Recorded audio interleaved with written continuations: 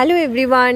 তো আজকে একেবারে একদম একটা নতুন সবজি নিয়ে আপনাদের সামনে চলে এসেছি। আমাদের বাগানে এবার একদম ভর্তি ভর্তি হয়েছে, দেখুন ভীষণ সুন্দরভাবে বেড়ে উঠেছে গাছগুলো।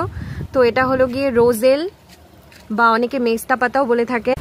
তো এই মেস্তা পাতা বা চুকাইও বলেন অনেকে। তো যে নামেই আপনারা চেনেন, এটার মধ্যে আমি আরেকটা জিনিস বলে দিচ্ছি বিশেষত্ব, এটার মধ্যে লাল লাল ছোট ছোট ফল হয়, সেগুলোও খেতে টক আর সেগুলোর চাটনি খাওয়া যায়।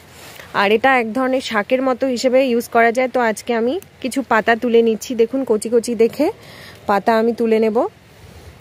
তো আপনারা অবশ্যই জানাবেন আমাকে যে আপনারা এটা খেয়েছেন কিনা কোনো দিনও, আর আমার কাছ থেকে এটা কিন্তু বীজও কালেক্ট করতে পারেন।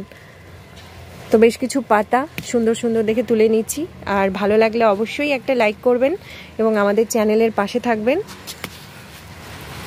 দেখুন অর্গানিকভাবে ভীষণ সুন্দরভাবে হয়েছে, আর ফল হলে আপনাদের